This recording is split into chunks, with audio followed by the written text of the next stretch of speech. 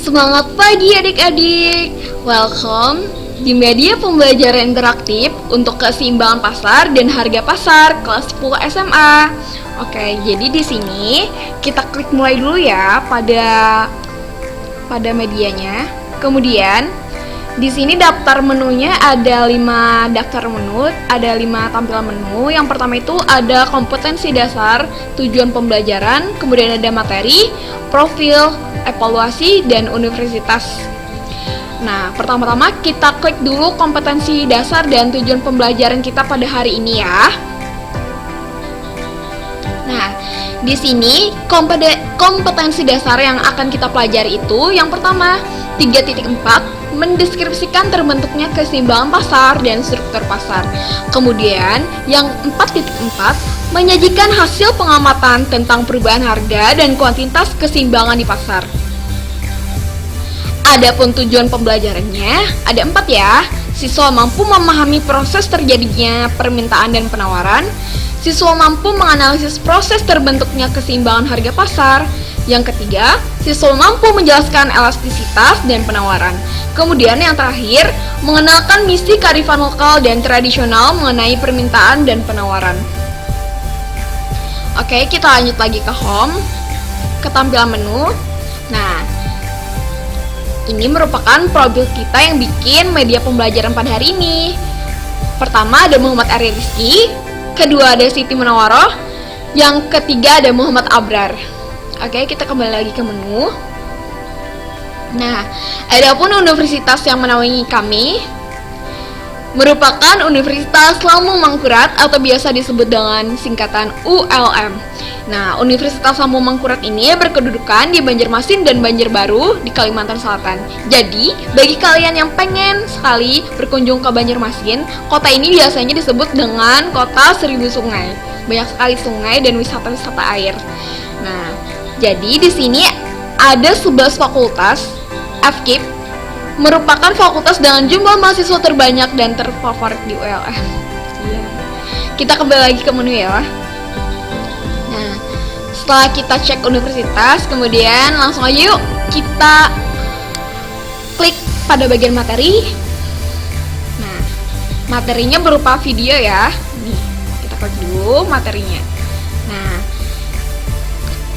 kakak harap kalian memperhatikan dan menyimak dengan baik ya.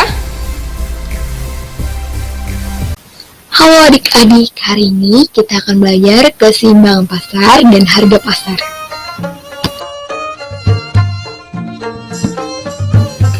Apa yang kalian ketahui tentang pasar?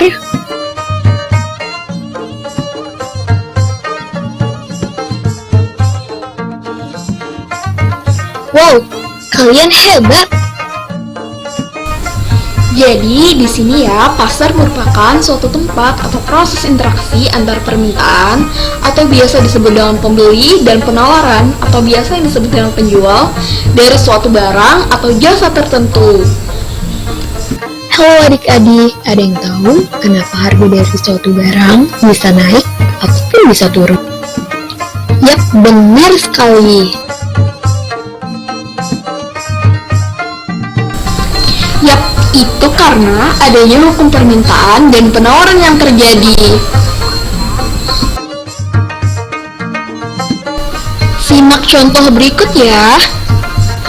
Anto adalah pengusaha kedai kopi dan coworking space di suatu kota. Dia merintis usaha tersebut karena kedai masih belum ada. Menurutmu bagaimana harga kopi pada usaha rintisan tersebut? Oke, dari 3 contoh tersebut, kita dapat menarik 3 analisis ya. Yang pertama, dengan permintaan yang cukup, harga akan tinggi. Terus yang kedua, harga yang tinggi dapat menjadikan ide bisnis diduplikasi. Dan yang ketiga, ketika bisnis bersaing, mereka akan mengurangi harga untuk menarik pelanggan. Bagaimana hukum permintaan bisa terjadi? Hukum permintaan terjadi jika semakin tinggi harga barang, semakin rendah permintaan barang yang dilakukan oleh pembeli. Rumus fungsi permintaan bisa dilihat sebagai berikut ya. Bagaimana hukum penawaran bisa terjadi? Hukum penawaran terjadi jika barang banyak, maka semakin tinggi harga yang ditawarkan oleh penjual. Rumus fungsi penawaran bisa dilihat sebagai berikut ya. Masih ingat dengan kasus harga masker yang melonjak tinggi pada awal-awal pandemi? Kira-kira apa penyebabnya ya? Tulis pendapat kalian di kolom komentar ya. Berikut merupakan contoh pasar tradisional yang ada di kota Banjarmasin. Melihat deretan penjual di Lok Baintan, jangan heran kalau kita sering kali bergesekan. Jarak antar perahu rapat sekali. Karena itulah diperlukan kayu ini untuk menggeser. Nah, kalau sudah menemukan barang incaran, tinggal panggil saja penjualnya. Kemudian lakukan tawar-menawar. Dan inilah tradisinya, jual dan beli selalu disebut saat transaksi. Kebiasaan ini mengacu pada akad dalam syariat Islam yang tertanam pada masyarakat Banjar. Apa yang bisa kalian temukan dalam video tersebut? Pertama, bertemunya permintaan dan penawaran. Titik ini dinamakan titik equilibrium atau titik keseimbangan harga.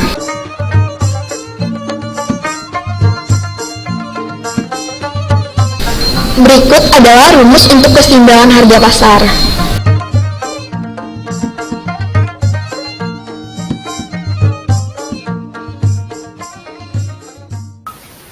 Kenapa pasar harus seimbang?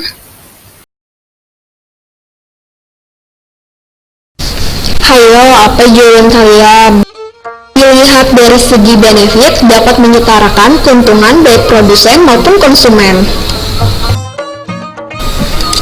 Jika permintaan naik, akan terjadi inflasi karena harga yang terus naik.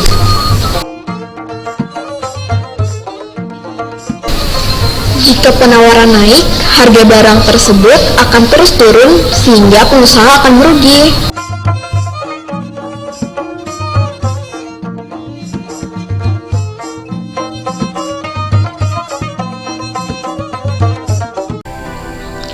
Oke, sudah nih. Gimana pembelajarannya? Seru bukan? Oke, kita lanjut ya. Kita lanjut ke evaluasi. Buat merefresh dan mengingat kembali nih apa aja sih yang sudah kita pelajari dari materi yang sudah disampaikan. Oke, kita langsung klik evaluasi. Nah, evaluasi mandiri. Jadi di sini soal pertama, dengan asumsi harga tetap, kurva permintaan mengalami pergeseran ke kanan. Pergeseran tersebut merupakan gambaran dari. Nah, bagi adik-adik nih yang ingin menjawab, tinggal pilih ya. Di sini opsinya ada 4 pilihan jawaban. Nah, jika kalian memilih C, nah kalau salah ya skornya 0. Kemudian jika kalian memilih B, yang merupakan jawaban benar, skor kalian akan bertambah 30. Oke, kita next lagi. Next ke soal nomor 2. Nih, soal nomor 2, harga kain dalam industri konveksi mengalami peningkatan. Peningkatan tersebut menimbulkan kenaikan biaya produksi. Nah, dampaknya terhadap penawaran perusahaan adalah kalian tinggal pilih jawabannya seperti yang tadi. Kemudian setelah kalian jawab, di sini ada muncul skor lagi seperti ini contohnya.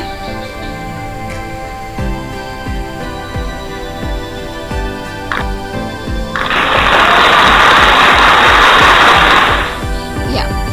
Kemudian selanjutnya ini soal yang terakhir.